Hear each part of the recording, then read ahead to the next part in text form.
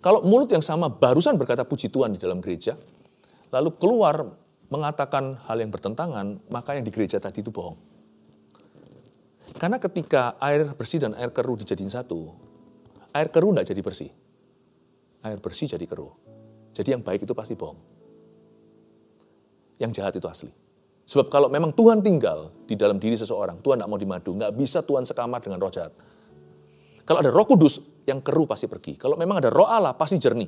Tidak mungkin dia akan mengutuki manusia kalau dia sudah berkata puji Tuhan di dalam gereja. Tidak bisa. Karena Tuhan tidak mau sharing. Yang mau sharing itu setan. Setan nggak keberatan.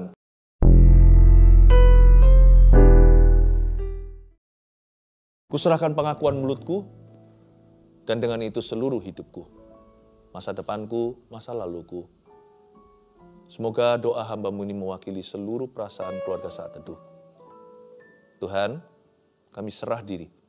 Terjadilah kehendak-Mu, dan kami mau selaras dalam hidup ini dengan apa yang ada di hati Bapa saat ini.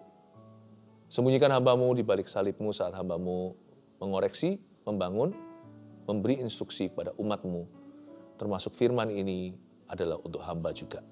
Terima kasih Tuhan, jagai kami, berjaga-jagalah di hati kami, dan di pintu mulut kami. Supaya apa yang kami katakan senantiasa memuliakan Tuhan, dan biarkan Roh Kudus yang tuntun hidup ini. Berkati Tuhan. Dalam nama Yesus, haleluya. Amin.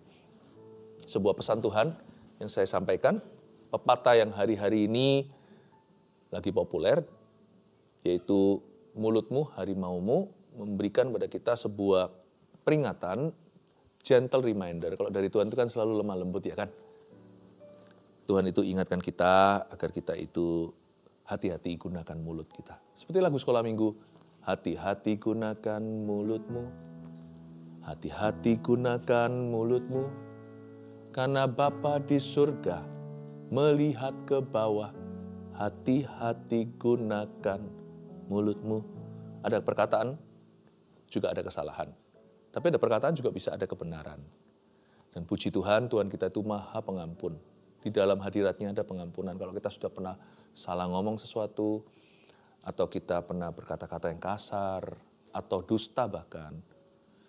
Kalau kita bertobat, tidak ada kata terlambat. Tuhan itu bisa mengambil yang namanya periuk yang rusak, tanah liat yang sudah hancur di tangan maestro, bisa menjadi sesuatu yang lebih indah dari orisinilnya. Mari kita sama-sama buka firman Tuhan ini yang kita temukan di Yakobus pasal 3. Ada kuasa dalam perkataan kita. Tapi di Yakobus 3 ini, murid Yakobus yang adalah gembala sidang gereja mula-mula memperingatkan kita tentang dosa karena lidah.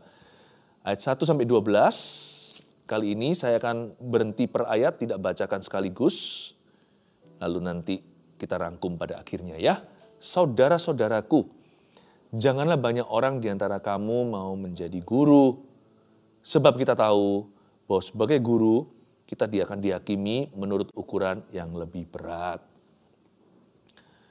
Yakobus memulai dengan sapaan yang sangat-sangat ramah. Saudara-saudara, sekalipun dia gembala sidang, yang pasti ya, mulut itu harus tertanam dari hati yang merendah dan lemah lembut di hadapan Tuhan. Tanda bahwa ada Tuhan di hidup kita adalah we have a gentle tongue. Kita punya lidah yang lemah lembut dan rendah hati. Saudara-saudaraku, janganlah banyak orang di antara kamu mau menjadi guru. Di gereja mula-mula mulai populer yang namanya menjadi seorang pengkhotbah. Yakobus mulai memperhatikan tren itu. Kalau sekarang sih, wah gimana kalau jadi pembicara. Tapi zaman itu kan gereja baru muncul, kan baru lahir. Jadi namanya pelayanan-pelayanan itu masih asing, mereka masih eksplorasi dan belajar mengenali. Lama-lama kok terasa ya, orang kalau yang bicara di panggung itu lebih dapat glory ya. Yakobus mulai membaca sinyal yang tidak baik. Di antara jemaat mulai berebut tempat khusus itu. Siapa bisa berbicara di depan? Lalu dia mulai peringatkan, hey guys, jangan banyak orang di antara kamu mau jadi pengkhotbah ya. Jadi pendeta itu panggilan yang sangat-sangat mulia dan bahaya. Jadi guru juga sama. Yang pasti seringkali kita di masyarakat kalau ada orang berkata, wah misalnya orang tua dengan orang tua, wah anak kamu pinter ngomong ya, wah jangan-jangan nanti jadi pengkhotbah ya, jadi pendeta. Nggak ada hubungannya.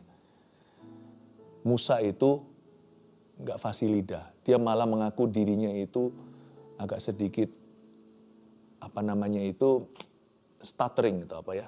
Apa stutter? Apa? Gagap, ya. Dia gagap. Saya sendiri juga waktu, nggak jauh-jauh, waktu saya masih sekolah Alkitab aja, waktu saya terima panggilan aja, saya ini takut berdiri di depan orang banyak. Sampai sekarang masih introvert kok. Nggak ada hubungannya. Personality tidak mendukung kepribadian, tes sifat juga nggak tentu ada tanda-tanda ke sana. Bukan karena pandai berbicara, Anda jadi pembicara. Justru nanti kalau nggak terpanggil di situ, malah nanti bisa mengumbar kebodohan.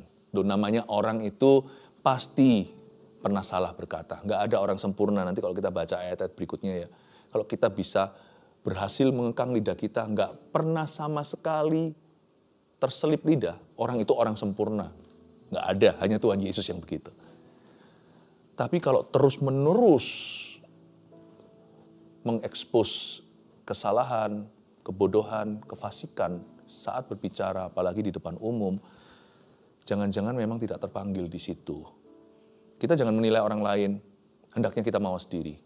Tuhan kasih kita satu lidah, adalah untuk kita jaga orang-orang yang ada di sekeliling kita.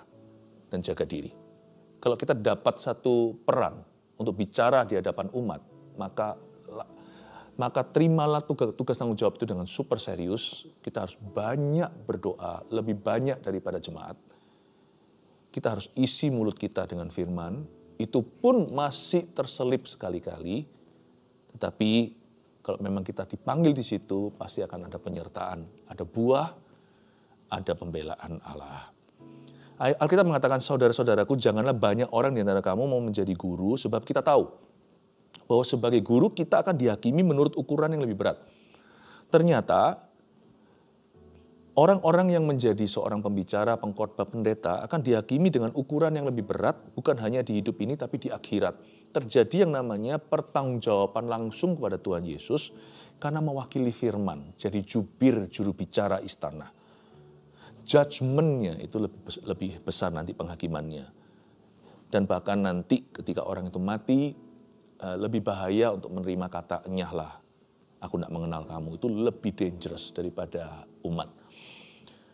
Karena itu Tuhan akan menuntut pertanggungjawaban darah di kepala orang-orang yang binasa karena kurang mengenal Allah atau tidak mengenal Tuhan lewat pengajarannya.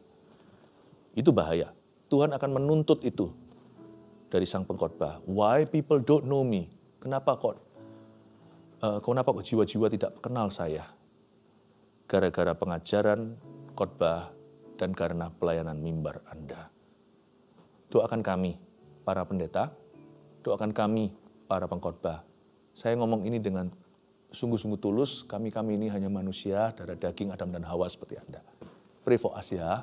Doakan. Kita lanjut sekarang ayat 2. Sudah ngomong tentang pengkhotbahnya ya. Sekarang ngomong tentang kita. Sebab kita semua bersalah dalam banyak hal. Barang siapa tidak bersalah dalam perkataannya, ia adalah orang sempurna yang dapat juga mengendalikan seluruh tubuhnya. Betul kan? Kalau orang nggak pernah salah ngomong, itu orang sempurna. Tapi dari ayat ini, barang siapa tidak bersalah dalam perkataannya, ia adalah orang sempurna. Saya juga bisa memetik satu pewahyuan. Bahwa kata-kata adalah cermin jiwa. Mau tahu karakter seseorang, inner strength-nya, atau kualitas hati orang itu, gampang, lihat mulutnya. Gampang sekali. Sebab apa yang di hati, itu pasti akan ada di lidah. Barang siapa tidak bersalah, dia sempurna. Ya, Yesus lah. Kita tahu Yesus sempurna, dia nggak bisa dijebak sama Farisi malahan. Sama ahli Taurat. Kata-katanya tidak ada yang sia-sia. Tuhan Yesus tuh ngomong apapun juga selalu kebenaran. Tidak ada pertukaran bayangan. Tuhan tidak pernah pura-pura.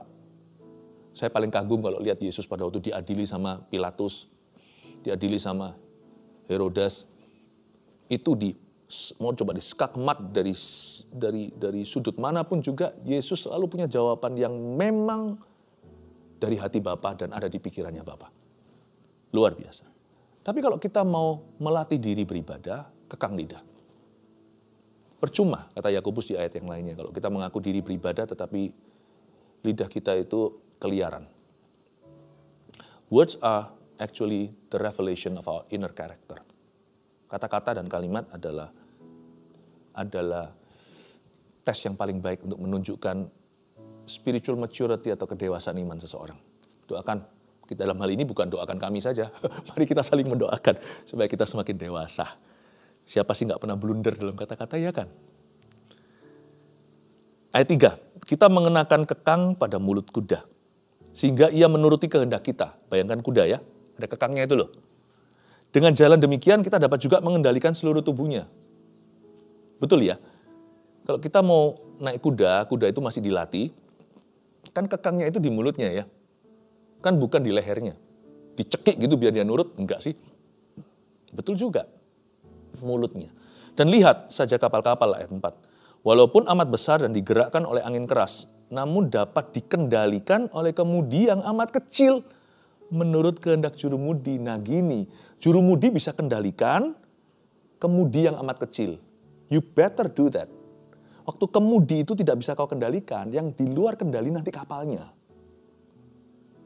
Yang kita bisa kendalikan itu adalah kemudinya. Kapal kita tidak bisa kendalikan. Saya ajak mikir ya, yang mengendalikan kapal itu kemudinya. You better, saya dan Anda lebih baik belajar mengendalikan kemudinya. Kalau tidak nanti kapalmu di luar kendali. Kita tidak bisa jaga efeknya. Apa yang kita katakan tanpa rasa tanggung jawab, itu bisa berakhir sampai ujung bumi, sungguhan. Hati-hati gunakan mulutmu. Hati-hati gunakan mulutmu. Allah Bapa di surga melihat ke bawah. Hati-hati gunakan mulutmu. Dari sini kita juga pelajari satu konsep bahwa silence is not golden. Jerak aku, kapok aku, tidak berani ngomong apa-apa lagi juga bukan cara.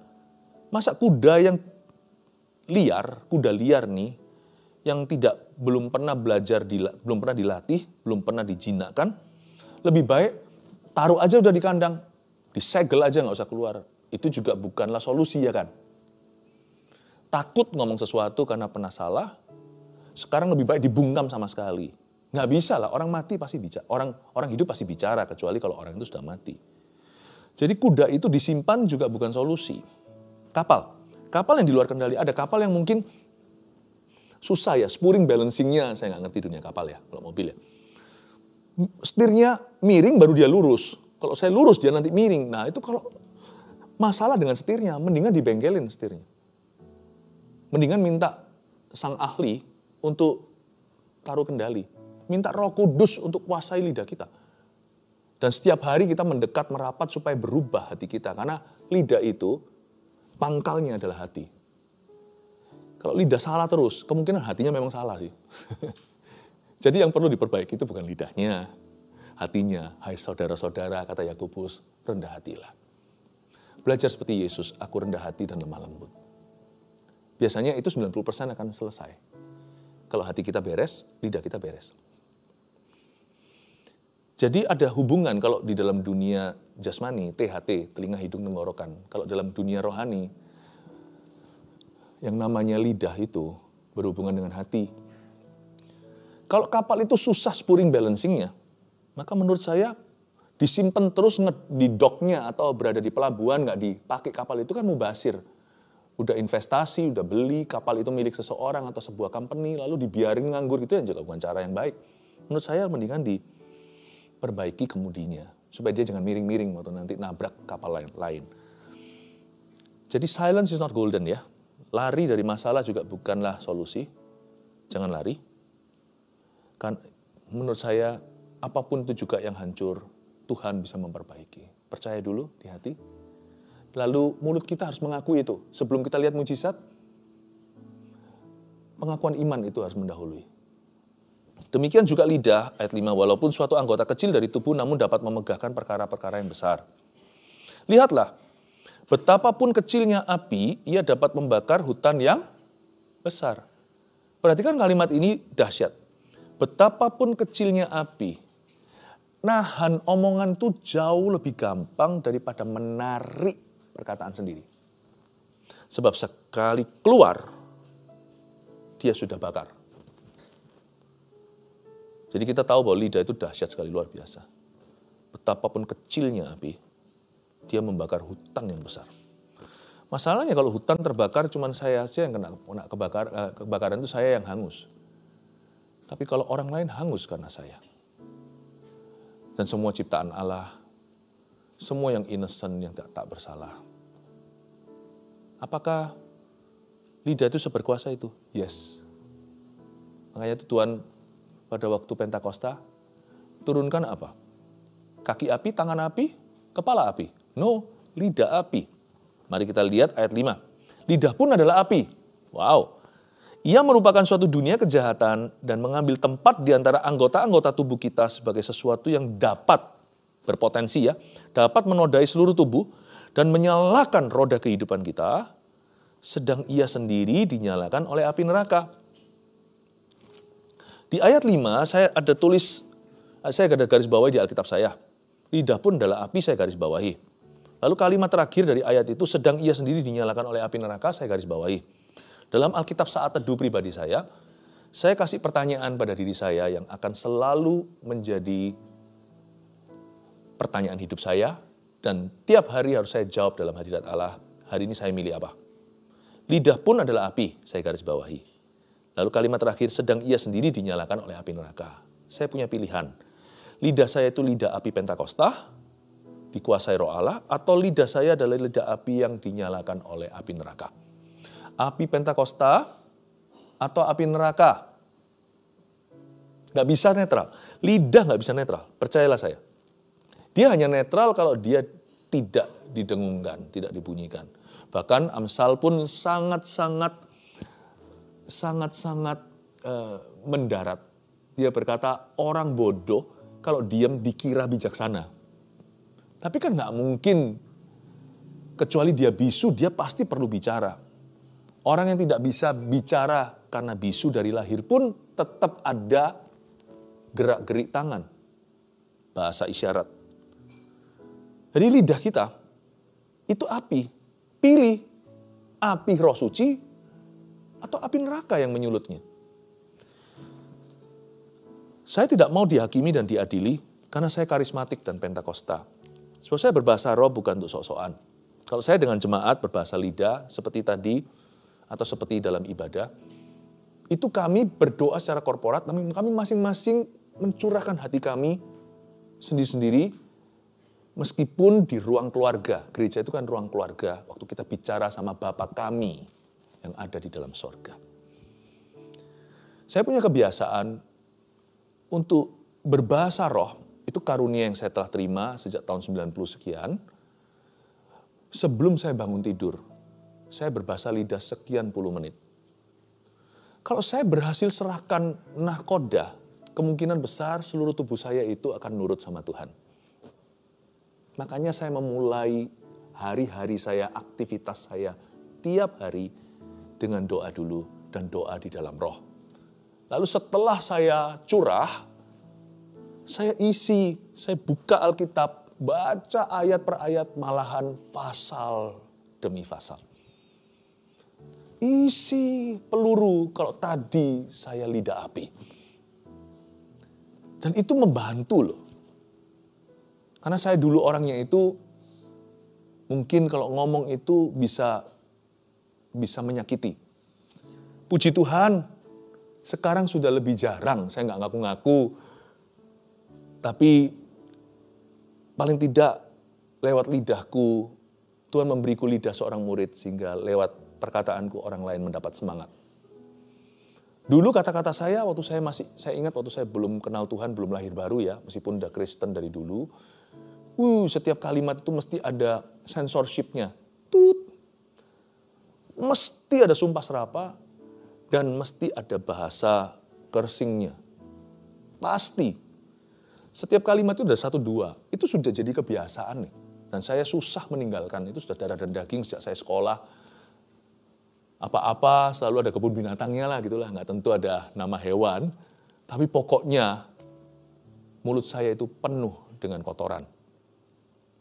Sekarang puji Tuhan itu bukan lagi lifestyle saya, gaya hidup saya. Itu semua diubah karena Roh Kudus dalam hidup saya. Jadi saya tidak mau dihakimi, diadili orang karena saya berbahasa roh. Kalau ada orang tertentu merasa tidak perlu ya nggak apa-apa. Tapi saya membutuhkan karena saya tidak serohani orang-orang tersebut mungkin. Saya ini orang berdosa. Saya butuh Roh Kudus untuk bantu saya. Dan karunia ini adalah bala bantuannya. Ayat 7. Semua jenis binatang liar, burung-burung, serta binatang-binatang menjalar, dan binatang-binatang laut dapat dijinakkan dan telah dijinakkan oleh sifat manusia. Oke, bisa. Manusia itu pinter soalnya. Kristen atau bukan, ilmu pengetahuan. Tapi anehnya, kalau sudah sifat dasar orang, kalau hewan, binatang buas pun bisa ditaklukkan, tapi kalau sifatnya sendiri nggak bisa, apalagi lidahnya. Tapi tidak seorang pun yang berkuasa menjinakkan lidah, sinful nature. Atau inilah yang namanya dasar dosa. Ia adalah sesuatu yang buas dan yang tak terkuasai dan penuh racun yang mematikan. Wih, kalimat ini dahsyat. Lidah itu bisa menjadi sesuatu yang buas, tak lepas kendali, penuh racun yang mematikan, baik lidah emosi atau kadang-kadang sengaja dan tidak sengaja. Saya percaya tanpa saya sengaja sekalipun saya sudah menjaga, pasti masih ada orang yang terluka. Mungkin kadang-kadang kita lagi bercanda, kurang sensitif, kurang peka sama perasaan orang saat itu, hari itu. Kita nggak tahu, pastilah kita nggak akan lepas dari kesalahan. Tapi ketika Roh Kudus tinggal dalam diri kita, kita akan lepas dari kesengajaan. Sesuatu yang buas, yang tak terkuasai dan penuh racun yang mematikan. Saya waktu merenungkan ayat 8, saya mengambil kesimpulan bahwa hampir-hampir nggak ada dosa yang bisa terpikirkan yang tidak melibatkan lidah. Baik itu ngamuk, membunuh, baik itu mencuri, pasti ada suatu dusta, bohongnya, bohong asli, bohong putih. Hampir nggak ada sebuah dosa yang tidak melibatkan perkataan. Selingkuh bukan hanya tindakan seksual. Pasti ada teman tapi mesra, pasti sudah ada flirting dan sudah ada serempet-serempet kata-kata. Pasti buka celah dalam perkataan dan pasti ada kata-kata kalimat yang menjerumuskan. Gak ada yang langsung, itu gak ada. Gak ada. Keserakahan, pasti ada iming-imingan. Hampir gak ada kata-kata, hampir gak ada dosa yang tidak melibatkan perkataan. Makanya ia adalah sesuatu yang buas, penuh racun. Ayat 9, Dengan lidah kita memuji Tuhan Bapa kita, dan dengan lidah kita mengutuk manusia yang diciptakan menurut rupa Allah. Ya, dari mulut yang satu keluar berkat dan kutuk. Hal ini saudara-saudaraku tidak boleh demikian terjadi. Ayat 9 ada dua pemakaian yang bertolak belakang. Yang satu pemakaian tertinggi untuk sebuah lidah, yaitu untuk memuji Allah. Memuji Allah Bapa kita dan Tuhan Yesus Kristus. Itu adalah the highest use, the highest good. Kebaikan terbaik yang bisa terjadi lewat lidah kita, bukan memuji orang, ya, bukan menguatkan orang lain yang lagi putus asa, memberi semangat. Itu iya. Tapi yang the highest, yang tertinggi adalah memuji Tuhan Allah kita. Tapi pemakaian lidah yang paling buruk dan paling rendah dan paling terpuruk adalah untuk mengutuk.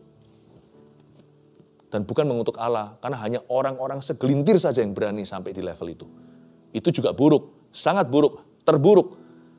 Tapi rata-rata lidah dipakai dengan cara yang terpuruk. Di dalam kehidupan hampir semua orang adalah mengutuki manusia, menjelek-jelekkan.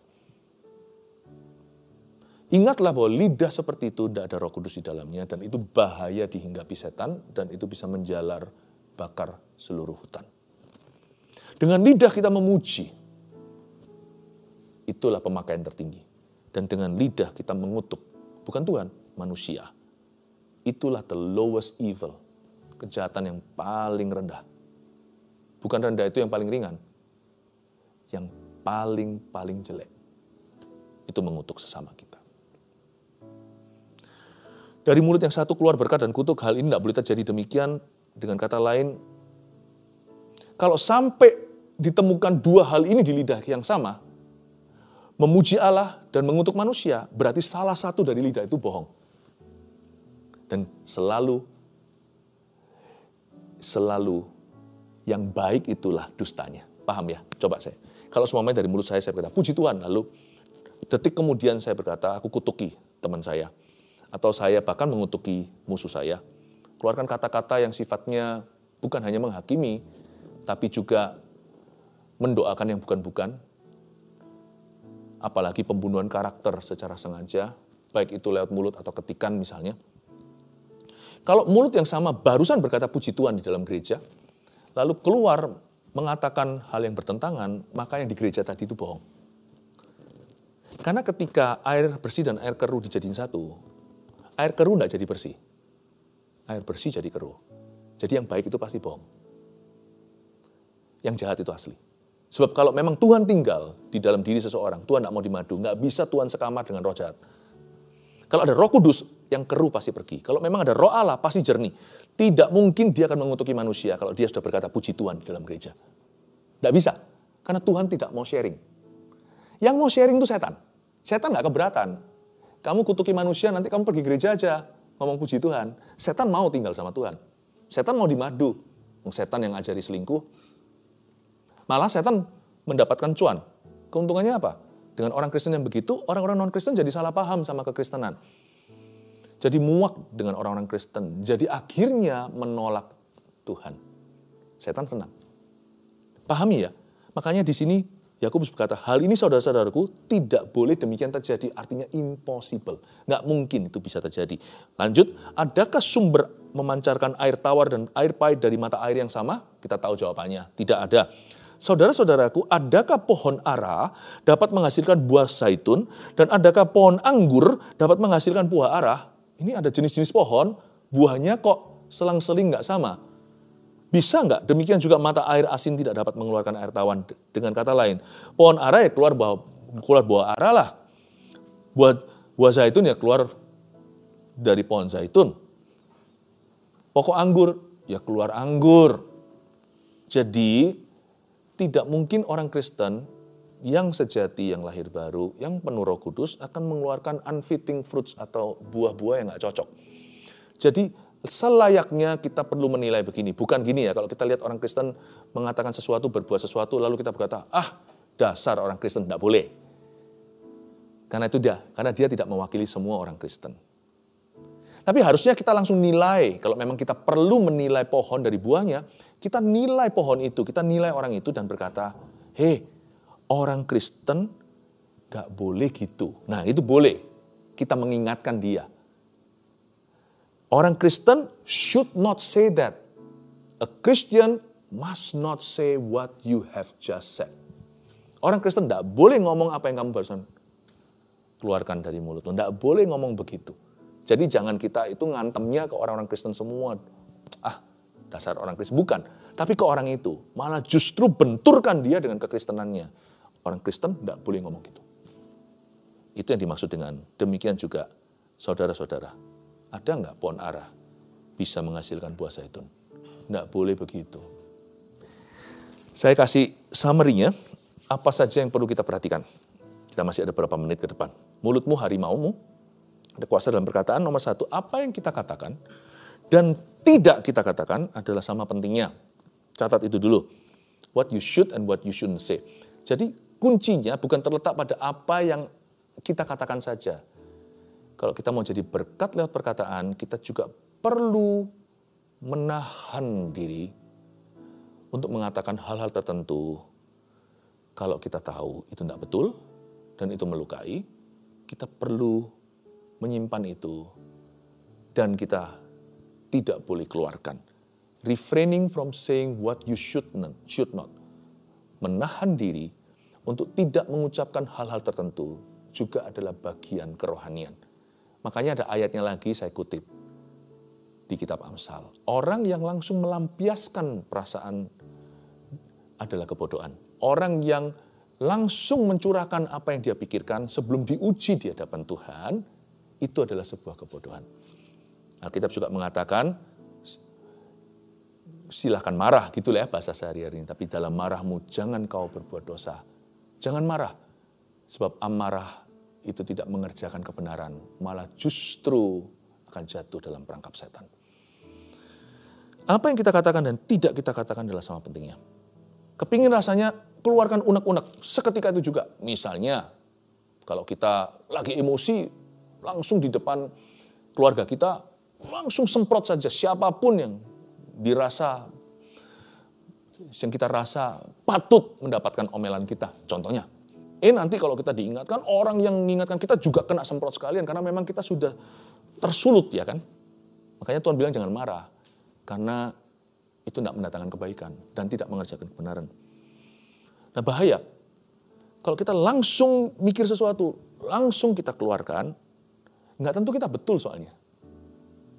Kalau kita lebih tenang, kemungkinan nanti kita bisa mengucapkan yang benar. 2, jagalah perkataan, sebab kita tidak bisa kendalikan efeknya. Nah ini perlu diperhatikan. Lebih baik kita kendalikan kemudinya. Sebab kalau kapalnya sudah luar kendali, kita tidak bisa apa-apa. Efek perkataan yang sudah keluar itu tidak dalam kontrol kita. Tetapi lidah di dalam kendali kita. Karena lidah ada di dalam mulut kita.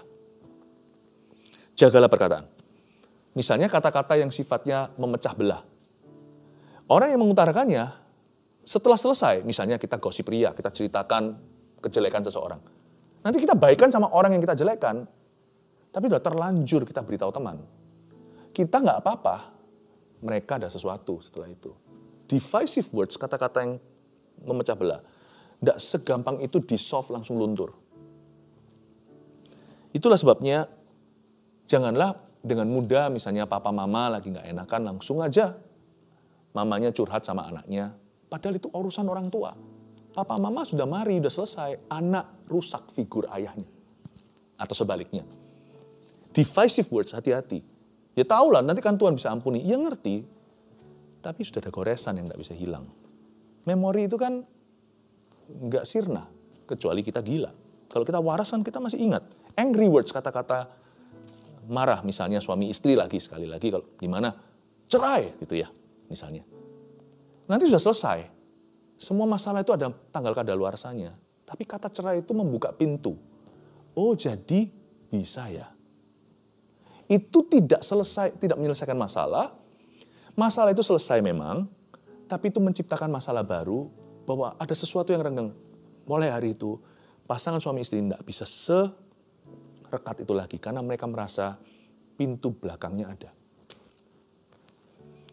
Angry words, be careful. Kadang-kadang kita mengucapkan sesuatu yang kita sesali. Misalnya kita langsung bodoh-bodohin atau apa. Nanti setelah itu kita menyesal.